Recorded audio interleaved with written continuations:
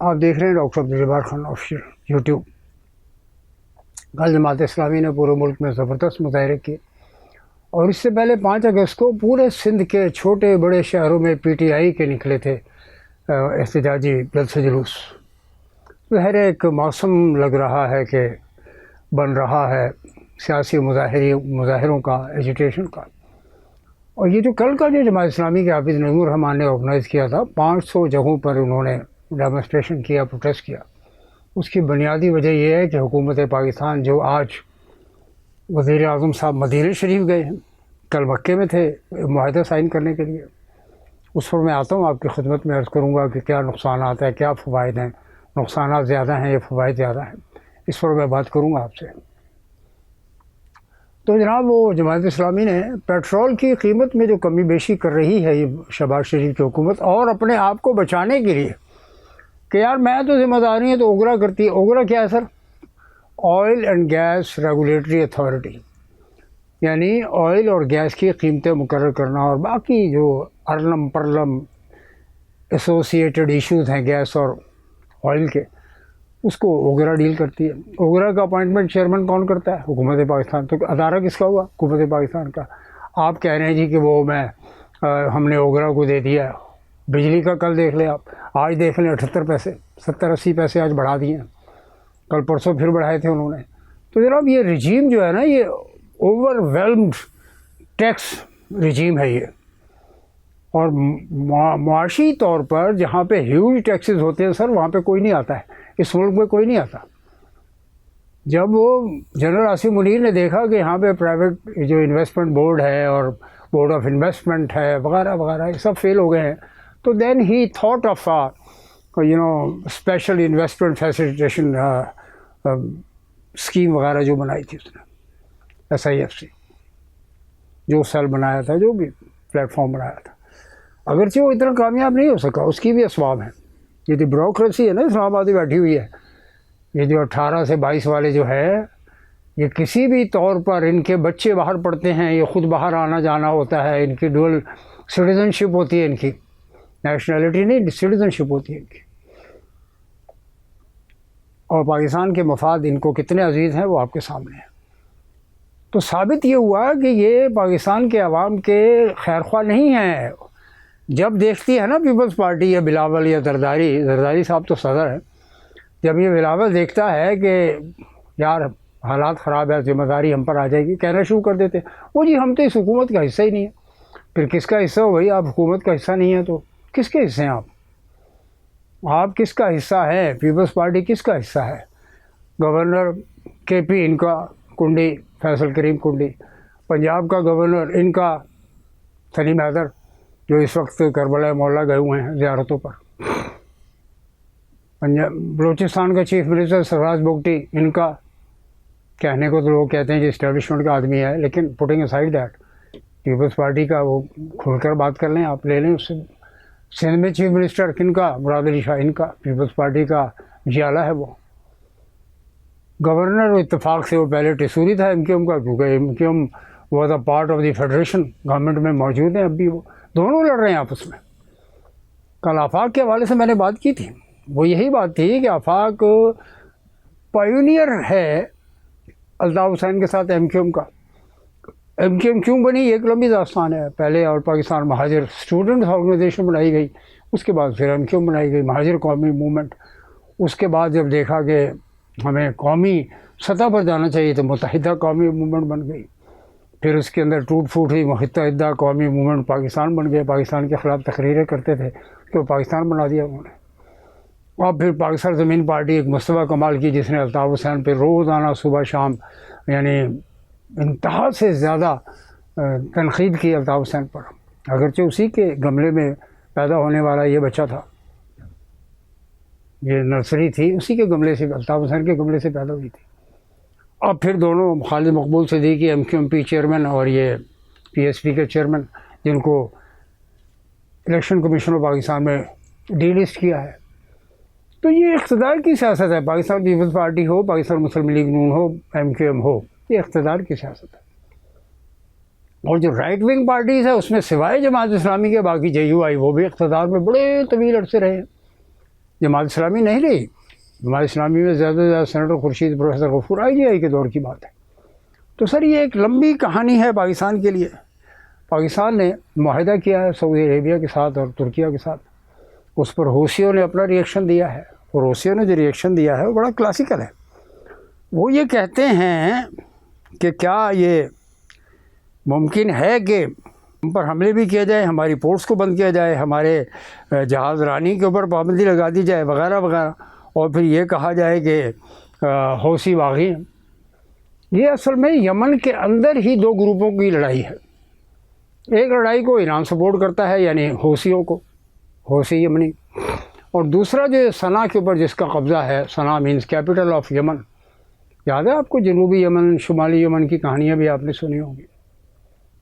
یہ سعودی عربیہ کے مشرق میں واقع دو ملک ہیں، اور یمن کو تو آپ ویسے ہی مسلمان جو ہیں وہ بڑا اویس قرنی کے حوالے سے یمن کو جانتے ہیں، پہچانتے ہیں.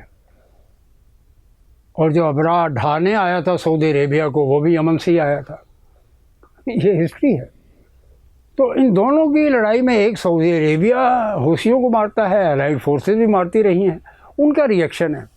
اب ان کا کہنا یہ ہے کہ پاکستان شوڈ انٹروین، پاکستان کو بیٹھ کر اس مسئلے کو حل کرنے میں ہماری مدد دی جانی چاہیے. پاکستان کے لیے this is best time, specially general Asim Munir CDS، Tayyip Erdogan ترکی کے پریزیڈنٹ صاحب، and Saudi Arabia as a party. تو آپ وہ معاہدہ الگ ہے جو دفاعی معاہدہ ہے، سو ونڈرفل. یہ شہباز شریف کے بس کی بات نہیں تھا، یہ اتنی ویژن نہیں ہے ان لوگوں میں، معذرت کے ساتھ. یہ جو اسٹریٹجک مووز ہیں یہ سب کی سب ISI اور پاکستان آرمی GHQ کی ہیں. یہ اسٹریٹجک مووز وہیں سے آتی ہیں.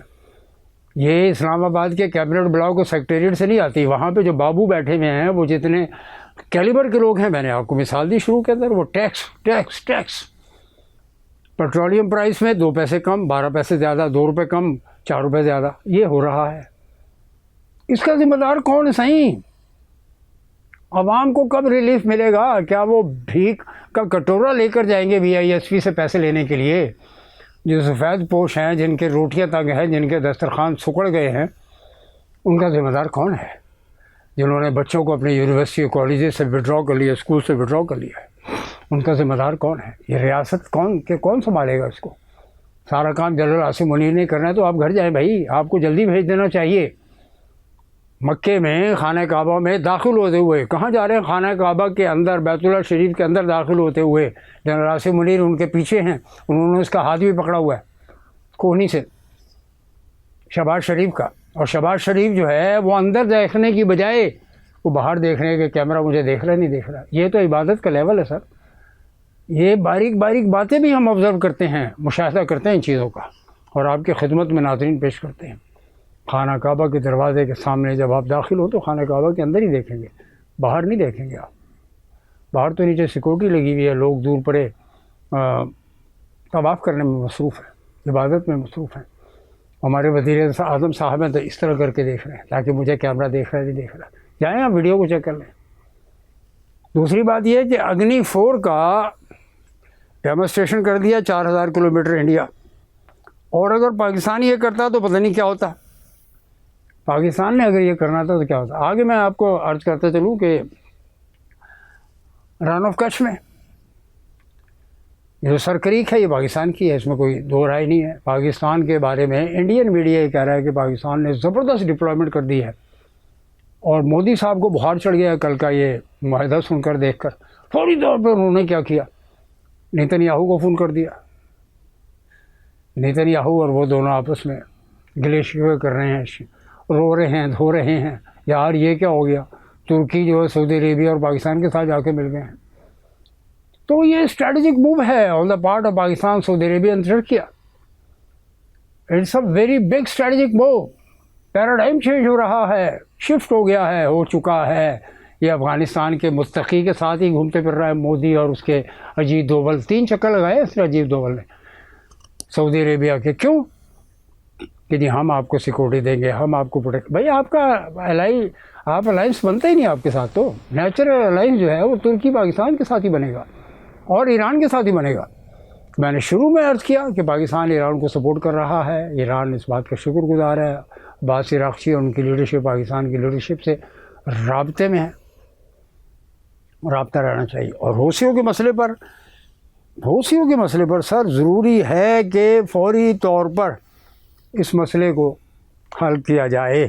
یہ بہت بڑا ایشو پیدا ہو چکا ہے۔ اگست کے بجلی کے بلوں میں جو اضافہ ہو رہا ہے وہ 75 پیسے فی یونٹ ہے، یہ آپ کی خدمت میں عرض کرو فیول ایڈجسٹمنٹ چارجز کے نام پر۔ اور پرائم منسٹر صاحب کہتے ہیں کہ جی یہ جو سائننگ آف مکہ جوائنٹ ڈیفنس ایگریمنٹ ہے یہ ایک بہت بڑا تاریخی کام ہے۔ برینٹ کروڈ آئل جو ہے ہیوسٹن کے ریٹ آ رہے ہیں، ڈیٹ لائن ہیوسٹن کی خبر ہے 83 بیرل، ٹھیک ہے سر، پہلے سے کم ہوا، 100 سے 83 پر آ گیا۔ کتنے پرسنٹ ہوا سر؟ پرسنٹیج لگا لیجیے، کیا اتنا پرسنٹ پاکستان نے کم کیا؟ نہیں۔ یہی میں عرض کر رہا ہوں آپ کی خدمت میں کہ یہ حکومت عوام کی جیبوں پر مسلسل ڈاکے ڈال رہی ہے۔ کم کتنے ہوئے ہیں؟ 2 روپے 20 پیسے H S D by 1.5، petrol 2 روپے 20 پیسے اور ہائی اسپیڈ ڈیزل 1 روپے 50 پیسے۔ یہ ہے سر قوم کے ساتھ مذاق۔ پرائیویٹائزیشن کمیشن کے پاس 12 آفرز آئی ہیں، expression of interest EOIs for the purchase of Faisal آباد الیکٹرک کمپنی۔ فیصل آباد الیکٹرک کمپنی کو خریدنے کے لیے 12 آفرز آئی ہیں۔ یہ چند خبریں میں آپ کی خدمت پیش کر رہا ہوں۔ ڈھاکہ سے خبر یہ ہے کہ law minister wants Hasina to return go to jail for mass killings. یہ وزیر اعظم طارق رحمان کے وزیر صاحب فرما رہے ہیں کہ حسینہ کو آنا چاہیے ڈھاکہ انڈیا سے، انڈیا میں مودی کی اس میں بیٹھی ہیں پناہ میں۔ تو حضور والا یہ چند اہم خبریں آپ کی خدمت میں نے پیش کرنی تھی۔